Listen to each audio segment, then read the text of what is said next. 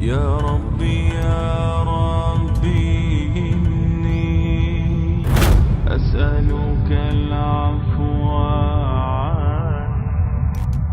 ولم يكن صابا يا مالك الملك. The famous question posed by many people nowadays is that can science prove God? And what they really mean by that is, can science discover God? For understanding this, we need to distinguish the difference between proof and discovery. To prove means to establish a fact or a truth by evidence or argument. And discovering by definition is to see, to find out, or to gain sight or knowledge of something which was previously unseen or unknown. In short, to discover means that something should be seen or witnessed by humans' naked eyes, whereas to prove something means to provide evidences, reasoning, or rational arguments in order to establish a fact, and it doesn't depend on our eyesight. However, science can always discover the signature of God in nature, which means science can always prove the existence of God through evidences, but through science we can never discover God in this world. Now the question arises, why science can prove God but cannot discover Him? The answer for this is, Almighty Creator gives some sort of evidences or clues into His creation so that human being can accept His existence and to believe in Him.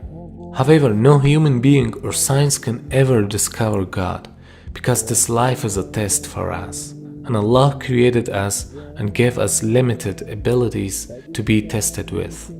To get what I mean, suppose that you are a professional modeler who uses a strong modeling software and creates a project in which there are people with consciousness. It means that the models that you have created are having the power of intellect, and you put a test for them to find you. Now if you think logically, they have only two options to find you or to prove your existence in order to accept you as their creator. The first option for them is to discover you or to see you. But of course you don't want that, because it is a test, and if you show yourself to them, then the test becomes meaningless. And logically they can't discover you because you are out of this created project. So if they can't discover you, it doesn't mean that you don't exist. But the second option is that you send them signs and evidences, and you also give them the power of intellect. They can find you through those evidences and their logic. It is like you have given them some tips for this test. And if they still don't accept your existence through those evidences, then it means that they are arrogant.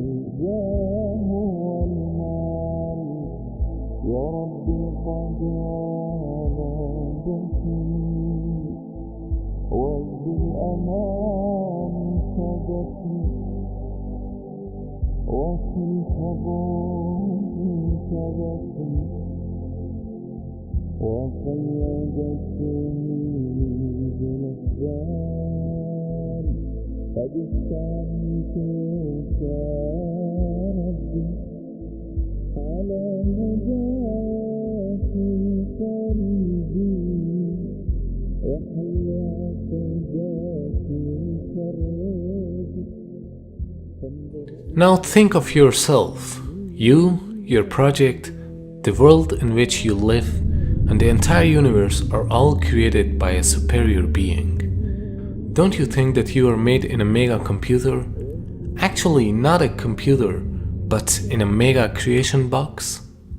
So when we are inside this creation box, we can just touch, taste, see, smell, or hear anything which is physically inside this creation box. So these 5 senses help us to discover things which have connection with physics. But there are other things like love, like feelings, like intellect, meaning your mind.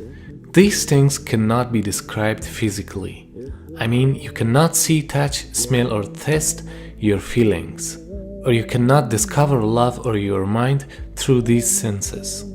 Does it mean that you don't have mind or there is no love because you cannot see, touch or smell them? Of course they exist, but you cannot discover them physically. You can prove their existence through signs and evidences and using your logic. For instance, the sign for a sad feeling is crying. Or when you analyze the outcome of something, it is an evidence for your mind or your intellect. So don't think that God is inside this creation box and you can discover Him like any other thing. Because anything which is discoverable is not God at the first place. He's beyond this universe and even beyond your imagination. You cannot discover Him by the laws of physics, because physics discovers anything which is bounded by the laws of physics. And Allah is not bounded by the laws of nature. So anything which is limited by these laws is not God. That's why you cannot discover Him, but His existence is proven through evidences and logic. Everything that we must verify has to be touch and feel. Yeah. But let me tell you something. If God could be touched and felt and seen, would that be God? Would that be It God? wouldn't really be a test of belief, would it? Because you would know for a It's not fact even he's just a there. belief, because God actually says there's good reasons to believe in Him. For example, look, do you believe you had a great grandma? No. Do you believe you had a... Yeah, but I mean, there's obviously, I know that because obviously I'm Why? here now. Exactly. Yeah, but that's exactly the point. Have you ever seen your great grandma? You don't have access to her DNA. I know her grave? scientifically I would have to have one to be here. How? Well, no. See, that's the point. Using the terminology here. Scientifically, you have no clue. You have no clue. Scientifically, you're damn. Science say we can only verify the physical world on things that we can touch and feel. This is a non-verifiable thing. Yeah. The only way you know you got a great grandma is because you're here. You've made a logical, rational decision. Not based on the physical world, based on necessity. The complexity of this universe and the laws of nature are all evidences for existence of a wise creator who has designed them in such a precise manner. So if you don't see Him, it doesn't mean that He doesn't exist. The universe actually may have a purpose, and some physicists are now suggesting it does have a purpose. And this has come out of some findings about the some of the fundamental numbers in atomic physics. These are numbers like the mass, the weight of an electron, the weight of a quark, the strength of gravity, the strength of the electromagnetic field. About 20 numbers that describe those and other parameters, features of our world, but nobody knows why it is that those numbers have the particular values that they do. Now, you could easily say, yeah, who really cares? You change the mass of the electron by a little bit more, a little bit less. Does it really matter? And the answer is it does. See, it turns out that if you imagine that we had 20 dials right here, and we could fiddle with those 20 numbers at will, even a small change to the values of the known values of those numbers would cause the world as we know it to disappear. For example, if we go back to, say, 1 second after the Big Bang, at that point, the expansion rate and the mass density have to have been adjusted to each other just right so that the universe is just at this critical point. If the universe at that point were expanding just 1 part in the 15th decimal place faster, the universe would have flown apart without galaxies ever having had a chance to form. On the other hand, if the expansion rate were just a little slower than what we think by one change of 1 in the 15th decimal place, then the universe would in fact have expanded to a maximum size and collapsed. We would never have even reached the time in the universe at which we're living. A natural question that many people ask when confronted with this is, who designed it so that they all fit together so perfectly to give rise to our world? Is it merely an accident? Is there some force of nature that's out there that requires the universe to be as it is? Or is there some conscious being behind it all that has dialed things in a manner to allow the world as we know it to come into being? What we can do is look for evidence that suggests that we're not here out of total random events. And to me, the arrangement, the special balancing of the fundamental constants, the fundamental forces of nature, tells me that there is a being there that has put this package together, which has constructed this universe, someone outside the universe that was thinking about us and put it together for our benefit. Allah subhanahu wa ta'ala is great and majestic. He preserves himself in a majestic way that befits him. He doesn't want to reveal himself to the world except by his power and knowledge. And Allah created us in a way that we are not capable to see him in this world.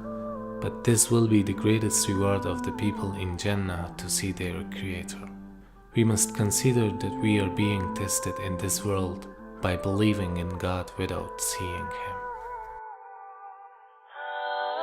They will not change me.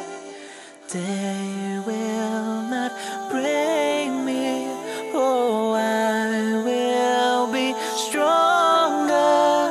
'Cause I'm a believer. 'Cause I'm a believer. I'm a believer. I'm a believer. 'Cause I'm a believer.